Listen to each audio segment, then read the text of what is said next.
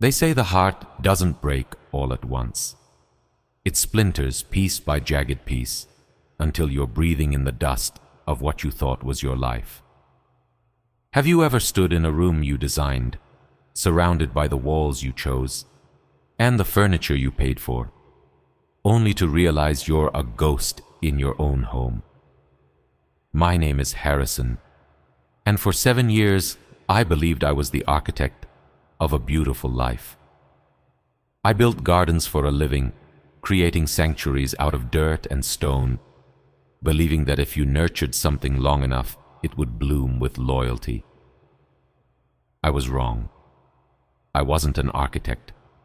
I was a tenant in a masterpiece of lies.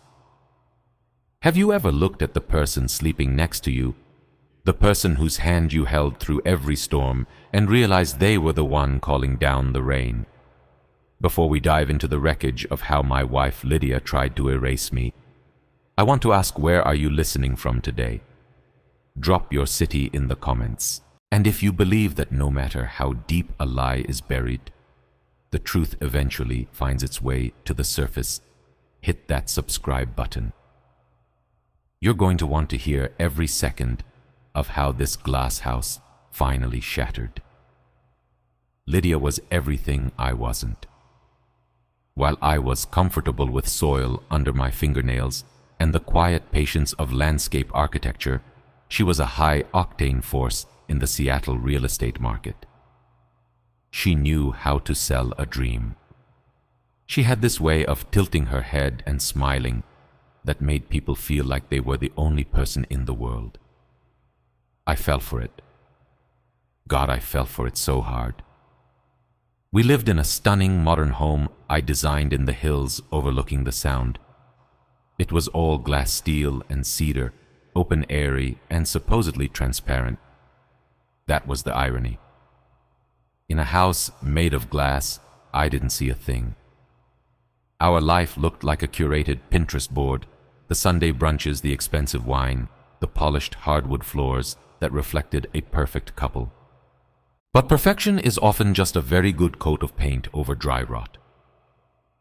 It started with the silence. Not the peaceful kind, but the heavy, suffocating silence that settles when two people are no longer sharing a life, but merely sharing a zip code. Lydia started working late, which wasn't unusual, but the smell of her perfume changed. It was stronger, more floral, not the subtle sandalwood ID bought her for our anniversary. Then came the phone. You know the drill. The screen turned face down on the nightstand, the frantic typing in the bathroom, the sudden security updates that required a brand new passcode I wasn't allowed to know. I tried to tell myself I was being paranoid. I told myself that the stress of the market was just making her distant. I wanted to believe in the woman I married, not the stranger who was currently inhabiting her skin. But the universe has a funny way of forcing your eyes open when you're trying to keep them shut. It was a Tuesday, one of those gray, misty Seattle afternoons, where the clouds sit so low, you feel like you can reach out and touch the sorrow. I'd finished a site visit early because the rain had turned the soil into a mud pit, so I headed home to surprise Lydia with lunch. As I pulled into our long, winding driveway, I saw a car I didn't recognize. It was a sleek silver European sedan parked crookedly near the garage. My heart did a slow, painful roll in my chest. I didn't go in through the front door. I don't know why. Maybe some primal instinct told me to move quietly. I walked around to the back through the garden I'd spent 3 years perfecting. The Japanese maples were a fiery red, dripping with rain. I reached the large glass sliders that led into our living room, the glass house I was so proud of. And there she was. Lydia wasn't alone. She was standing in the center of the room with Vance, a man I knew as her ambitious colleague from the firm. But they weren't talking about listings. He had his hands on her waist, and she was laughing that bright melodic laugh she used to reserve for me. She looked more alive than I'd seen her in months. I stood there frozen, the rain soaking through my jacket, feeling the cold seep into my very bones. I watched as he leaned down and kissed her, and she didn't pull away. She leaned in. In that moment, the man I was died. The Harrison who believed in "until death do us part" evaporated. I wanted to scream. I wanted to smash the glass into 1,000 diamonds. But as I watched Lydia whisper something into Vance's ear, a terrifyingly cold clarity washed over me. I realized that if I walked in there now, she would find a way to spin it. She would call me crazy. She would say it was a misunderstanding. She would use her professional charm to make me doubt my own eyes. She was a closer. She knew how to win an argument before it even started. I backed away, slowly retreating into the mist of my garden. I got back into my truck and drove to a nearby park, sitting there for hours as the windows fogged up. I felt hollowed out. Everything we had built, the house, the reputation, the 5 years of shared secrets, was a facade. But it wasn't just the affair that chilled me. It was the look on her face. It wasn't the look of someone caught in a moment of weakness. It was the look of someone who was comfortable. When I finally went home that evening, the silver car was gone. Lydia was in the kitchen, pouring a glass of Chardonnay, looking as composed as a statue. She looked up and smiled that same tilt of the head. "Hey, babe, you're late. Site visit go long." The ease with which the lie slid off her tongue was breathtaking. I looked at her, really looked at her, and saw the cracks in the paint. I realized then that I wasn't just dealing with a cheating spouse. I was dealing with a predator. I didn't confront her. Not that night. I played the part. I sat across from her at dinner, swallowed the food that tasted like ash, and nodded as she complained about a difficult client. But inside, I was already beginning to wire the house for sound. I was an architect. I knew the bones of this building better than anyone. I knew where the hollow spaces were, where the wires ran, and where a small, high-definition microphone could be tucked away so that not even a professional cleaner would find it. If our life was going to be a performance, I was going to make sure I had a front-row seat to the rehearsals. Over the next few days, the air in the house grew thick with a tension only I could feel. Lydia was becoming bolder, or perhaps she just didn't care anymore. I started noticing small things. She was moving money. Our joint savings account was dipping small amounts at first, then larger chunks. When I asked her about it, she waved it off. "Investments, Harrison. You wouldn't understand the market right now. We need to be liquid." She said it with a condescending pat on my cheek, as if I were a child who didn't understand how the grown-ups played with numbers. But I understood plenty. I understood that she wasn't just leaving. She was planning to take the foundation with her. Every night, while she thought I was asleep, I would listen to the feeds. I heard her hushed conversations in the walk-in closet. I heard the way she and Vance talked about me. They didn't sound like lovers. They sounded like business partners planning a hostile takeover. They talked about the house, my house, as if it were already theirs. They talked about my instability. "He's getting moody, Vance," she whispered into the phone one night.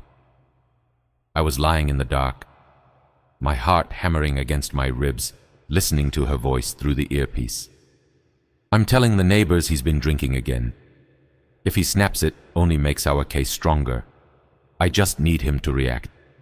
Just one outburst, and we have everything we need to pull the trigger on the restraining order." I realized then that the affair was just the beginning. She wasn't just breaking my heart. She was setting the stage for a total assassination of my character. In the eyes of our wealthy, gossipy neighborhood, I was being transformed into a ticking time bomb. She was planting seeds of doubt in every conversation she had, painting me as a man losing his grip on reality. I felt like I was walking through a minefield in my own living room. Every time she spoke to me, every time she tried to bait me into an argument, I had to remind myself to breathe. She wanted me to yell. She wanted me to throw something. She wanted a reason to call the police and start the final act of her play. But I stayed silent. I became the most passive, agreeable version of myself, which only seemed to agitate her more. I could see the frustration in the way she'd tap her manicured nails against the marble countertops when I refused to take the bait. One evening, I was in my home office staring at a set of blueprints, but seeing nothing but the digital waveforms on my monitor. The audio from the kitchen was live. I heard the clink of ice in a glass, the rustle of paper, and then the sound of the back door opening. It wasn't Vance.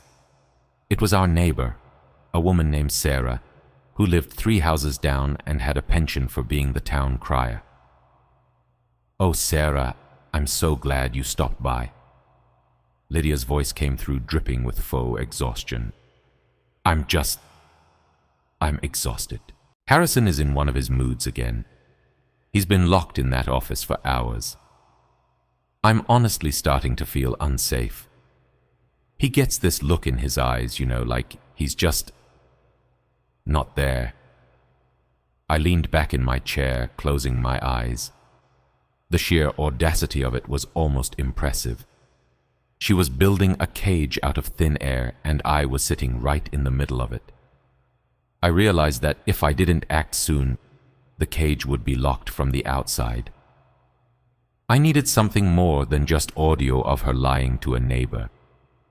I needed her to admit the plan. I needed to catch her when the mask was completely off. The rain started again, a heavy downpour that rattled against the skylights. I got up from my desk and walked to the window, watching the water blur the world outside. I felt a strange sense of detachment, as if I were watching a movie of my own life. I looked down at my hands, the hands that had built this house, that had planted every tree in that yard. They were steady. I walked out of the office and into the hallway. Lydia was standing at the end of the corridor, silhouetted by the lights of the kitchen. She was holding a heavy crystal vase, one I'd bought her on our first trip to Florence. She didn't see me at first. She was staring at her own reflection in a large mirror, adjusting her hair, a cold, calculating expression on her face that looked nothing like the woman I'd married. Then she caught my eye in the reflection. She didn't flinch. She didn't look guilty. She just slowly turned around, the crystal vase gripped tightly in her hand, her knuckles white. She looked at me with a terrifyingly blank stare, her breathing shallow, her eyes darting toward the floor, as if she were measuring the distance between us. I stopped a few feet away from her. The house was silent, except for the rhythmic drumming of the rain on the roof. The air felt charged, like the moments before a lightning strike. I looked at the vase, then back at her eyes. There was no love left in them, only a cold, predatory hunger. She took a single step toward me, the weight of the crystal shifting in her grip, and for the first time, I saw the true shape of the monster she had become. I didn't move. I didn't speak. I simply watched as she raised the vase slightly, her lips curling into the smallest, most sinister hint of a smile.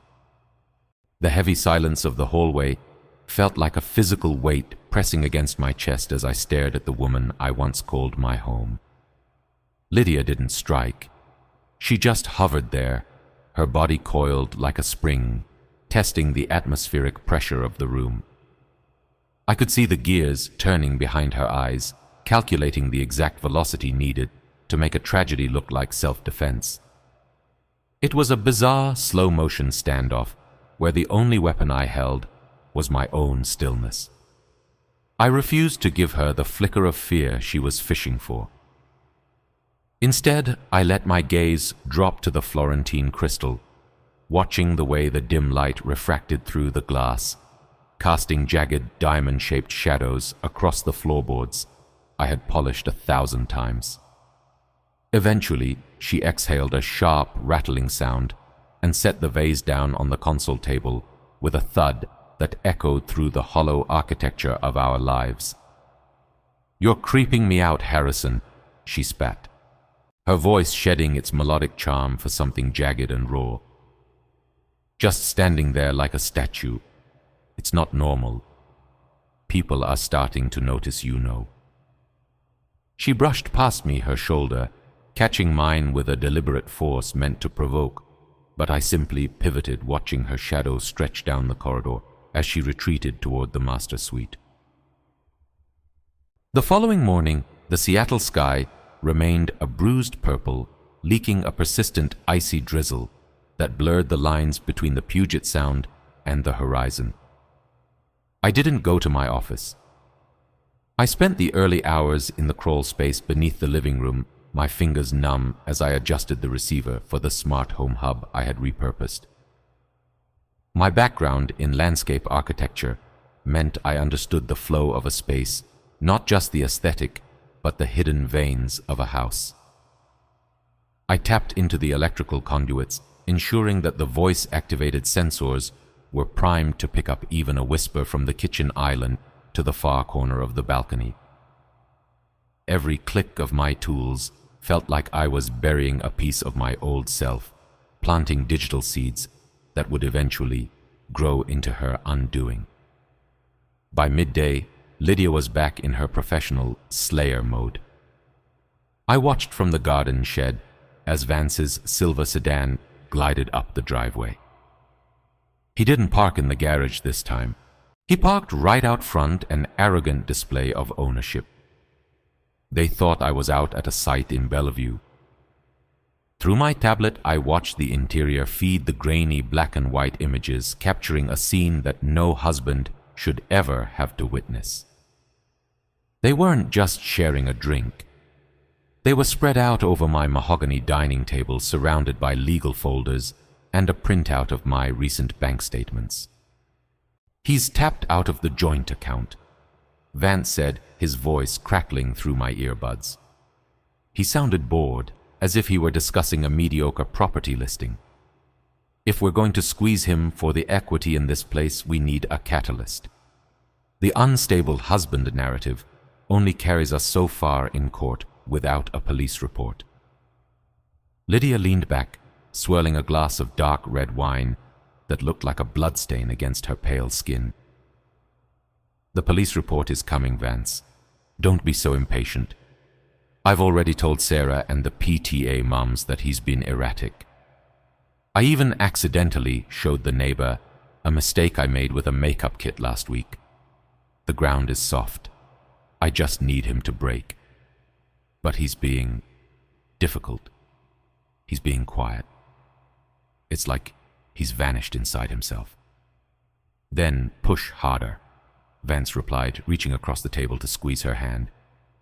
"He's a sensitive guy, Lydia. A gardener. Smash something he loves. Make him feel small. When he finally loses it and puts a hand on you to stop you, that's when you hit the 911 speed dial. One night in a precinct cell, and his reputation in this town is history. We'll have the restraining order signed before he even gets a lawyer." I sat in the dark shed, surrounded by the smell of damp earth and gasoline, feeling a strange, icy calm settle over my soul. The pain was still there, a dull, throbbing ache in my gut, but it was being overwritten by a survival instinct I didn't know I possessed. They were planning a character assassination with the same casualness people use to plan a weekend getaway. The smash something he loves part came 2 days later. I returned from a hardware store to find my greenhouse, the place where I nurtured the rare orchids and delicate ferns for my high-end clients, shattered. It wasn't an accident. A heavy stone bird bath had been tipped over, crashing through the glass panes.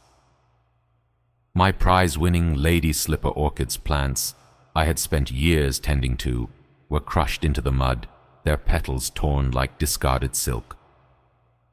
Lydia was standing near the wreckage, her arms crossed, looking down at the carnage with a look of mock pity.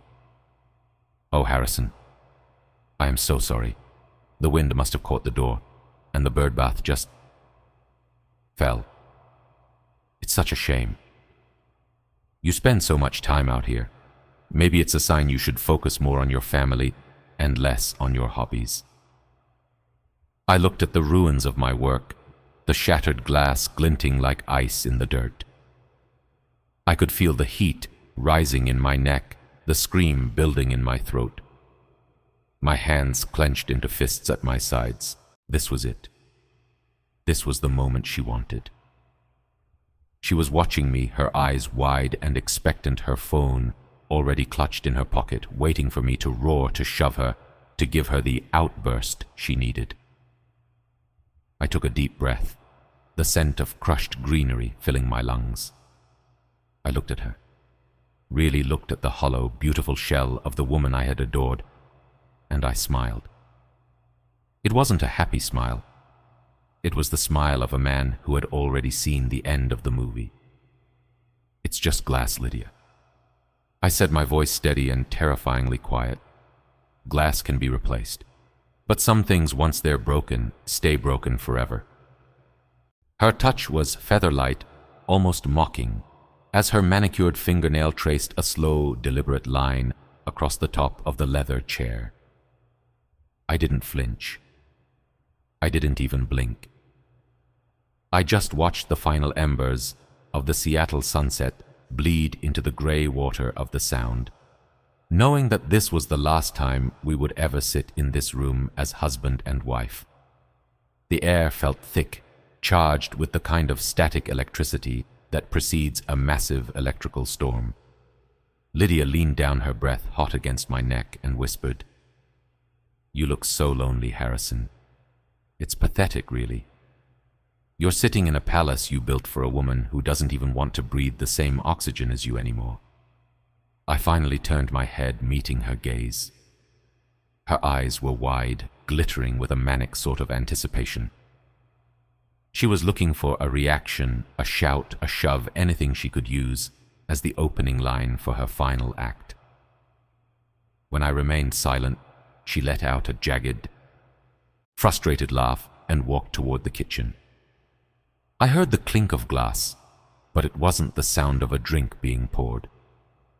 It was the sound of a planned catastrophe. A moment later, a deafening crash echoed through the open-plan house. One of my hand-thrown ceramic vases, a piece I'd cherished for a decade, had been swept off the counter. Then came another crash, the sound of the heavy crystal decanter hitting the hardwood. I stood up slowly, my heart pounding a steady rhythmic beat against my ribs, and walked toward the kitchen. Lydia was in the center of the room, her hair intentionally disheveled, her silk blouse torn at the shoulder. She looked like she had just stepped out of a whirlwind. She looked at me, a wild, terrifying grin spreading across her face, and then she grabbed a steak knife from the butcher block. Before I could even process the movement, she dragged the tip of the blade across her own forearm. It wasn't a deep cut, but it was enough to draw a bright crimson line of blood that began to drip onto the white marble floor. "There," she panted, her voice trembling with a terrifyingly fake sob. "Now the story has a beginning, Harrison. Do you think the police will care about your silent architecture when they see me like this? Do you think Sarah 3 doors down will doubt me now?" She didn't wait for an answer. She threw the knife toward my feet and lunged for the wall-mounted smart home panel. But instead of adjusting the lights, she punched in the emergency bypass code. She grabbed the house phone, the one connected to the landline, that would instantly ping our address to the precinct, and dialed 911. "Help, please, God, help me!" She shrieked into the receiver, her voice instantly transforming into that of a woman staring death in the face. It was an Oscar-worthy performance, complete with a choked sob and a desperate gasp for air. "My husband, Harrison. He's lost his mind. He's hurting me. He has a knife.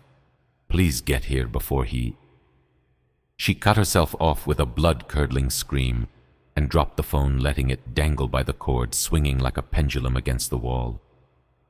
I stood exactly where I was, my hands visible, my body perfectly still. I watched her as she began to systematically destroy the room. She pulled the curtains down, swept the spice rack off the counter, and even slammed her own forehead against the edge of the refrigerator until a dark bruise began to bloom beneath her skin. She was a whirlwind of self-inflicted violence, a master gardener of her own misery. "You're going to lose everything," she hissed at me, her voice a low, venomous growl between her staged cries for help. "I'm going to take the house, the business, and I'm going to make sure you never work in this state again. You'll be lucky if you're allowed to mow lawns in a prison yard by the time I'm done with you." Within minutes, the blue and red lights began to dance against the glass walls of our home. The rain-slicked driveway reflected the strobes of the patrol cars like a macabre disco. I heard the heavy thud of boots on the porch, the command to police open up. Peace. Lydia didn't wait for me to move. She threw herself toward the front door, fumbling with the lock, her face a mask of pure terror. As the door swung open, she collapsed into the arms of the lead officer, a burly man named Miller, whom I'd seen patrolling the neighborhood for years. "He's in there," she wailed, pointing a shaking, blood-stained finger at me. "He just snapped. I tried to talk to him about the divorce and he went for the knife. Please don't let him near me." Officer Miller looked at me, his hand hovering over his holster. Two other officers rushed into the room, their flashlights cutting through the dimness reflecting off the broken glass and the blood on the floor. "Hands in the air, do it now," Miller barked. I complied immediately, my fingers interlaced behind my head. I didn't say a word as they kicked the steak knife away from my feet. I didn't resist as they spun me around and shoved me against the cold, hard surface of the kitchen island. The metal of the handcuffs felt like ice against my wrists, a sharp, biting contrast to the warmth of the home I had built. "I didn't do this, officer," I said, quietly, my voice calm, perhaps too calm for someone in my position. "Save it for the station, Harrison." Miller said, his voice thick with disappointment. He looked around the room, taking in the destruction, the blood and the sobbing wreck of a woman being comforted by a female officer in the corner. To him, the scene was a cliché, a standard domestic call in a wealthy zip code. They marched me out of the house, through the rain that felt like 1,000 tiny needles against my skin. The neighbors were starting to appear on their porches, their faces obscured by the shadows, but I could feel their judgment. I could see Sarah from 3 houses down her hand, over her mouth, her eyes wide with a mix of horror and, I knew it, validation. Lydia's campaign of whispers had found its climax. As they shoved me into the back of the patrol car, I caught a glimpse of Lydia through the open front door. She was sitting on our designer sofa, a blanket draped over her shoulders, her head bowed in grief. But as the officer turned her back to grab a glass of water, Lydia looked up. She looked directly at the patrol car, her eyes finding mine through the rain-streaked window. She didn't smile, not with her mouth, but her eyes. They were glowing with a triumphant predatory light. She mouthed 3 words, her lips moving slowly, so I wouldn't miss them. I won Harrison. The car door slammed shut, muffled by the heavy rain. The engine turned over, and the siren let out a low, mournful wail as we began the slow descent down the hill. I sat in the plastic seat, the scent of stale coffee and old upholstery filling my lungs, watching the glass house vanish into the mist of the Seattle night. The booking process at the precinct was a blur of fluorescent lights, ink-stained fingers, and the rhythmic clinking of cell doors. They took my belt, my watch, and my laces.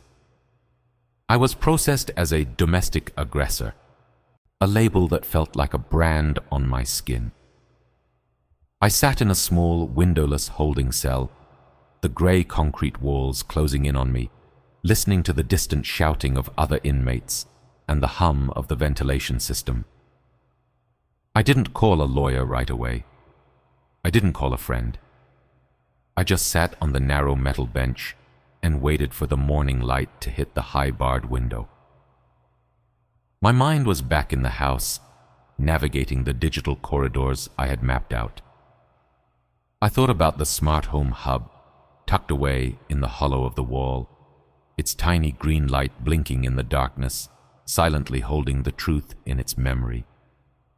Morning came with the smell of burnt toast and the arrival of a public defender who looked like he hadn't slept since the 90s. "It doesn't look good, Harrison," he said, flipping through the police report with a grimace.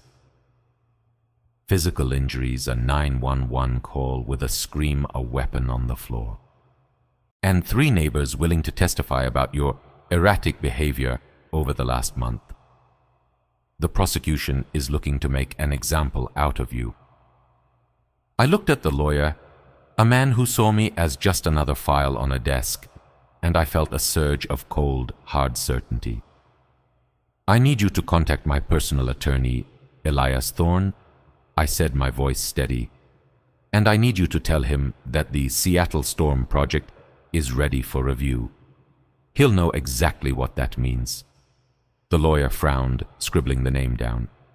"Elias Thorne. He's a heavyweight. You're going to need him. But unless he can perform a miracle, you're looking at a long road, buddy." I leaned back against the cold wall, a strange sense of peace washing over me. I wasn't thinking about the jail cell or the charges.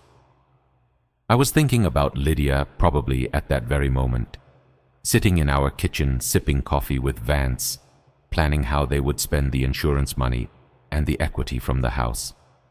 I was thinking about the way she mouthed those words to me in the driveway. "Miracles aren't necessary," I whispered to the empty room as the lawyer walked away. "The truth is, a garden, Elias always says. You just have to wait for the right season for everything to come to light." Hours later, the cell door creaked open again. It wasn't the public defender. It was an officer I didn't recognize, looking confused. "Harrison, you've got a visitor, and a court date moved up for a preliminary hearing. Your lawyer Thorne is already at the courthouse. He says he has something the judge needs to see before the bail hearing even starts." I stood up, the stiffness in my joints, a reminder of the night I'd spent in the cage Lydia had built for me. As they led me down the hallway, the handcuffs being ratcheted onto my wrists once more, I felt a sudden sharp clarity. The rain had stopped. Through a small window in the corridor, I could see a sliver of blue sky piercing through the Seattle gray. We arrived at the courthouse, a grand, imposing building that felt like a temple of judgment. Elias Thorne was waiting for me in the hallway. His suit perfectly pressed his expression, unreadable. He walked beside me as we entered the courtroom, leaning in to whisper, "I've seen the files, Harrison. Every single one. It's better than you described. The smart hub didn't just catch the audio, The infrared sensor in the kitchen picked up the heat signatures of her self-inflicted wounds. It captured her heart rate spike when she was laughing before the 911 call. I felt a shiver go down my spine. I hadn't even realized the technology was that precise. We walked into the courtroom, and there she was. Lydia was sitting in the front row, dressed in a modest black dress, a white bandage wrapped around her forearm. She looked like a grieving widow, her eyes downcast, a tissue clutched in her hand. Vance was sitting right behind her, his hand resting supportively on the back of her bench. The judge took the bench, his face a mask of stern neutrality. He looked at the police report, then at me, and then at Lydia. "This is a serious matter." The judge began, his voice echoing in the high-ceilinged room. "The evidence presented by the police suggests a violent domestic assault. Mr. Thorne, unless you have something substantial to counter this, I'm inclined to set a high bail and issue a permanent restraining order." Elias Thorne stood up, his presence filling the room. "Your Honor, we don't just have something substantial. We have the truth recorded in real time by the very house my client designed. I'd like to submit a series of digital files into evidence files that were uploaded to a secure cloud server the moment the 911 call was placed." I watched Lydia. She didn't move at first. She just kept her head down her shoulders, shaking slightly as if she were crying. But as Elias pulled out the laptop and connected it to the courtroom's projector system, I saw her stiffen. She slowly turned her head, her eyes meeting mine for the first time since the driveway. The triumphant light was gone, replaced by a flicker of cold, sharp realization. The room went dark. The large screen at the front of the court flickered to life. The first thing that filled the room wasn't an image, but a sound. The sound of Lydia's voice, but it wasn't the sobbing voice from the 911 call. It was a cold, sharp laugh. "Just a little more blood, Vance." The recording played the audio crisp and hauntingly clear. "If I hit the refrigerator hard enough, the bruise will look like he punched me. The cops in this town are suckers for a pretty face and a broken vase." The courtroom went deathly silent. I saw the judge lean forward, his eyes narrowing. I saw the officers who had arrested me shift uncomfortably in their seats. And then, the screen showed the infrared heat map of the kitchen. It was a grainy, glowing image of two figures. One was standing perfectly still. That was me. The other was moving frantically, striking her own head against the appliance, then picking up a knife and carefully drawing it across her own arm. Lydia stood up, her face draining of all color, her hand flying to her mouth as she watched her own self-destruction play out on the big screen in front of the world. The courtroom felt like it had been plunged into a vacuum, the air sucked out by the sheer weight of the digital truth vibrating through the speakers. On the screen, the thermal signature of Lydia, a ghostly glowing orange figure, was captured in the middle of her frantic self-inflicted assault. The sound of her heavy breathing, punctuated by the dull thud of her forehead hitting the stainless steel refrigerator, echoed with a sickening rhythm. I didn't look at the screen. I kept my eyes on Lydia. The woman who had spent months meticulously weaving a noose for my neck was now watching it tighten around her own. Her hand, still wrapped in that pristine white bandage, trembled so violently that the tissue she held fluttered to the floor like a dying bird. Beside her, Vance had turned a shade of gray that matched the courthouse stone. He didn't reach out to comfort her this time. Instead, he subtly shifted his weight, putting a sliver of distance between them. His eyes darting toward the exit like a cornered animal, realizing the ship was sinking. The judge's face was no longer a mask of neutrality. It was a map of pure, unadulterated disgust. He watched as the infrared recording showed Lydia laughing into her phone, the very phone she would use minutes later to shriek for her life. "Your Honor." Elias Thorne's voice cut through the recording calm and sharp as a scalpel. "The data you are seeing is time-stamped and encrypted. It is impossible to forge. What you have witnessed is not a domestic assault by my client, but a cold-blooded, premeditated conspiracy to commit insurance fraud, perjury, and the total destruction of an innocent man's life. My client wasn't the predator in that house. He was the prey who happened to be an architect of a system that sees everything." The judge slammed his gavel down the sound, cracking like a gunshot in the silent room. "Bail is denied for Mr. Harrison," he stated, but before Lydia could exhale, he continued, "because the charges against him are hereby dismissed with prejudice. Bailiffs take Mrs. Lydia into custody immediately.